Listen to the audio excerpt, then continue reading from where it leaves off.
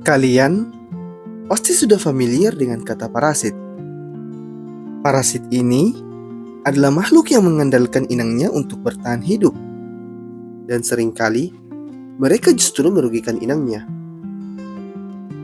Parasit ini bisa berbentuk mikroorganisme hingga serangga kecil yang tak kasat mata. Salah satu parasit yang paling sering mengganggu manusia adalah kutu rambut. Kutu rambut adalah serangga kecil yang hidup di kulit kepala manusia, dan mereka bertahan hidup dengan menghisap darah. Mereka bisa berkembang biak dengan cepat dan menyebar melalui kontak langsung atau berbagai barang pribadi seperti sisir dan topi. Meskipun ukurannya sangat kecil, efeknya bisa sangat mengganggu, hingga rasa gatal yang tak tertahankan, iritasi kulit, hingga rasa yang tidak nyaman yang berkepanjangan. Jadi, bagaimana kutu rambut bisa menyebar? Apakah kebersihan berpengaruh terhadap investasi ini? Dan yang paling penting, bagaimana cara mengatasinya? Simak video ini sampai habis, karena kita akan membahas fakta menarik tentang kutu rambut.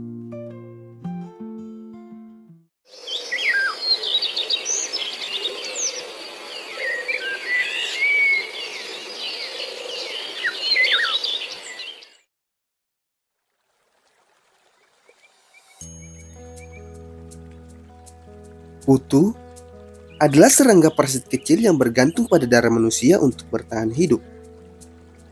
Meskipun memiliki ukuran yang sangat kecil, keberadaannya bisa menyebabkan rasa gatal yang mengganggu, iritasi kulit, dan bahkan infeksi jika tidak ditangani dengan baik. Terdapat 3 jenis kutu utama yang menyerang manusia, yaitu kutu rambut, kutu kemaluan, dan kutu badan. Meskipun tampak serupa, setiap jenis kutu ini memiliki tempat hidup yang berbeda sesuai dengan kebiasaannya. Kutu rambut memiliki tempat hidup di kepala dan menempel pada batang rambut. Kutu ini bergerak dengan cepat di antara helai rambut. Karena tidak bisa melompat ataupun terbang, kutu rambut menyebar melalui kontak langsung, seperti saat kepala bersentuhan ataupun berbagi barang pribadi seperti sisir dan topi. Berbeda dengan kutu rambut, kutu badan tidak tinggal di tubuh manusia secara permanen. Meskipun memiliki bentuk yang hampir serupa, namun kutu badan memiliki ukuran yang lebih besar dan lebih lebar, berwarna lebih terang, dan memiliki kaki yang lebih panjang untuk bergerak di permukaan yang luas.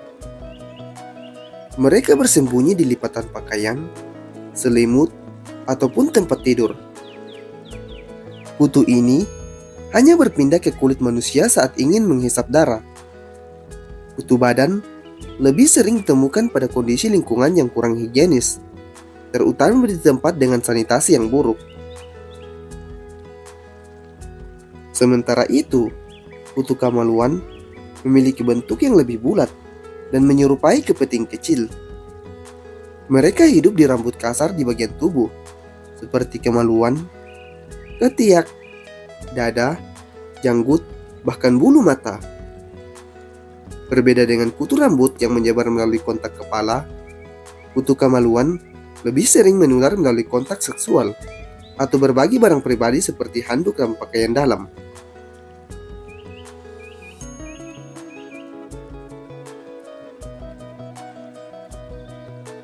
Secara ilmiah, kutu rambut memiliki nama ilmiah Pediculus humanus capitis yang diklasifikasikan sebagai serangga. Kutu termasuk dalam filum Arthropoda, kelas Insecta, dan ordo Pteraptera. Sebagai serangga, kutu memiliki karakteristik yang khas, seperti 3 pasang kaki, tubuh terbagi menjadi 3 bagian utama, tidak memiliki sayap, dan berkembang biak dengan bertelur. Serangga ini berukuran sekitar 2-3 mm dan memiliki warna keabu-abuan atau kecoklatan yang dapat berubah sesuai dengan jumlah darah yang dikonsumsi. Bentuk tubuhnya memiliki bentuk yang pipih secara dorsoventral, artinya pipi dari atas ke bawah. Bentuk pipi ini memungkinkan kutu rambut untuk bergerak lincah di antara helai rambut, sambil tetap dekat dengan kulit kepala. Ukurannya yang kecil dan bentuknya yang ramping membuat kutu sulit terdeteksi, bahkan saat rambut disisir. Selanjutnya, mari kita bahas bentuk kakinya. Kutu rambut sendiri memiliki 6 kaki yang pendek, tetapi sangat kuat. Ujung setiap kaki dilengkapi dengan cakar berbentuk kait yang tajam. Cakar ini berfungsi seperti pengait yang memungkinkan kutu mencengkram erat helai rambut. Dengan cakar ini, kutu tidak mudah terlepas, bahkan saat rambut digerakkan atau disisir. Adaptasi ini sangat penting bagi kutu untuk tetap bertahan di inangnya. Kemudian, ada mulut kutu rambut yang dirancang khusus untuk menghisap darah. Mulutnya dilengkapi dengan struktur seperti jarum yang disebut dengan stilet. Stilet ini digunakan untuk menusuk kulit kepala dan menghisap darah. Saat menghisap darah, kutu juga mengeluarkan air liur yang mengandung antikoagulan, yaitu zat yang mencegah darah membeku. Hal ini memungkinkan kutu untuk menghisap darah dengan lebih mudah dan efisien. Mulut yang khusus ini menjadikan kutu rambut sebagai parasit yang sangat efektif dalam mendapatkan nutrisi. Di kepala kutu rambut, kita bisa melihat antena yang pendek, namun juga sangat penting.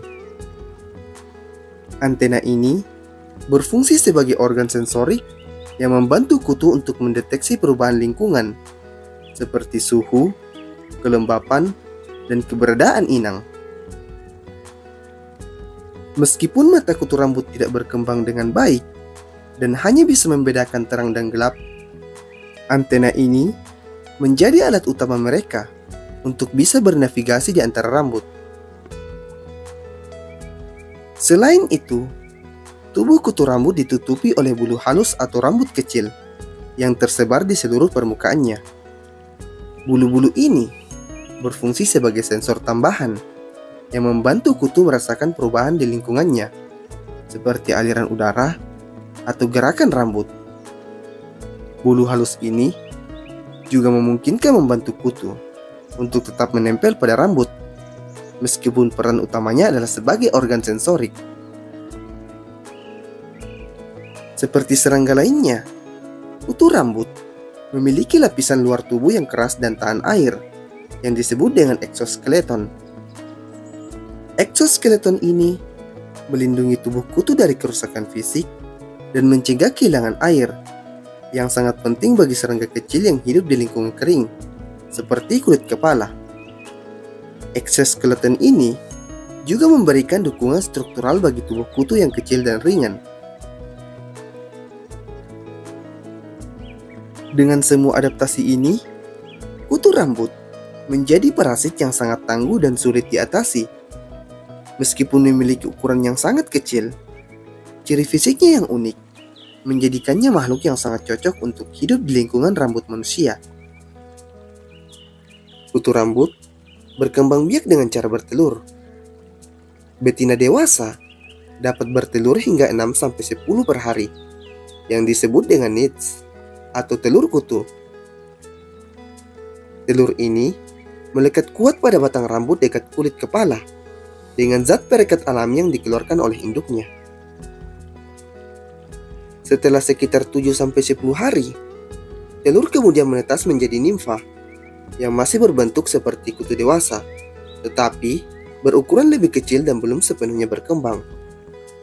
Dalam waktu sekitar 9-12 hari, nimfa kemudian mengalami 3 kali pergantian kulit, sebelum akhirnya menjadi kutu dewasa yang siap berkembang biak. Siklus hidup kutu rambut berlangsung sekitar 30 hari, dan selama waktu tersebut, seekor betina dapat menghasilkan ratusan telur. Karena kemampuan berkembang biaknya yang sangat cepat, Investasi kutu rambut bisa menyebar dengan mudah melalui kontak langsung dengan rambut orang lain atau penggunaan bersama-sama benda pribadi seperti sisir, topi, dan bantal. Meskipun kutu rambut dianggap sebagai masalah yang menjengkelkan, namun kutu rambut juga memiliki beberapa kelemahan-kelemahan yang bisa kita manfaatkan. Dengan memahami kelemahan-kelemahan ini, kita bisa mengambil langkah efektif untuk membasmi kutu rambut dan mencegah mereka kembali. Yang pertama, kutu rambut sangat bergantung pada manusia sebagai inangnya. Kutu rambut tidak bisa hidup selama 24-48 jam tanpa menghisap darah di kepala kita. Ini adalah salah satu kelemahan besar mereka. Bayangkan, jika kutu rambut terlepas dari kepala manusia, mereka akan mati dalam waktu singkat.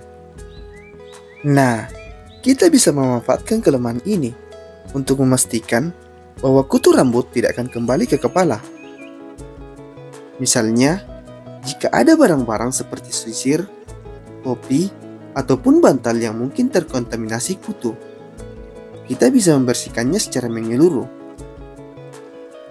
Cuci barang-barang tersebut dengan air panas dan keringkan dengan sempurna. Dengan cara ini, kutu yang menempel akan mati karena tidak bisa kembali ke inangnya. Selain itu, kutu rambut tidak bisa melompat atau terbang. Mereka hanya bisa merayap dari satu rambut ke rambut lainnya. Ini artinya, pengendalian kutu rambut bisa kita lakukan asal kita berhati-hati. Misalnya, hindari berbagai sisir, topi, ataupun handuk dengan orang lain. Jika kita mengetahui ada seseorang yang memiliki kutu rambut, pastikan bahwa rambut kita tidak bersentuhan langsung dengan rambut mereka. Dengan begitu, kita bisa mencegah kutu rambut menyebar ke kepala kita.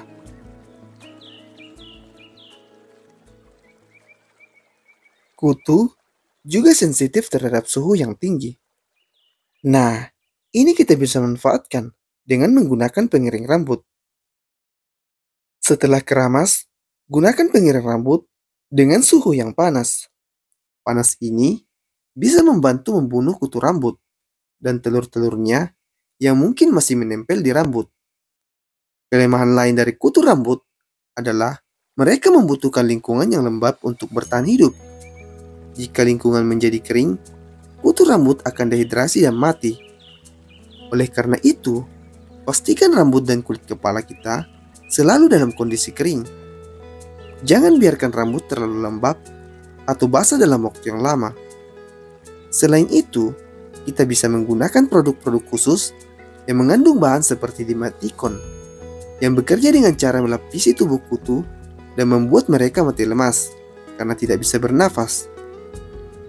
Dan yang terakhir, kutu rambut juga rentan terhadap bahan kimia tertentu. Obat kutu yang mengandung permetrin atau piretrin sangat efektif membunuh kutu rambut dengan merusak sistem saraf mereka. Namun penting untuk menggunakan obat ini sesuai dengan petunjuk agar tidak menimbulkan iritasi pada kulit kepala. Selain itu, kita bisa menggunakan sisir serit yang memiliki gigi sangat rapat untuk menyisir rambut secara teratur. Sisir ini bisa membantu menghilangkan kutu dan telur-telurnya yang menempel di rambut. Nah, dengan kelemahan-kelemahan rambut ini, kita bisa mengambil langkah-langkah yang tepat untuk mengatasi masalah kutu rambut. Dan yang terpenting, lakukan tindakan pencegahan agar kutu rambut tidak kembali lagi. Dengan cara-cara ini, kita bisa terbebas dari kutu rambut dan menjaga kesehatan rambut serta kulit kepala kita.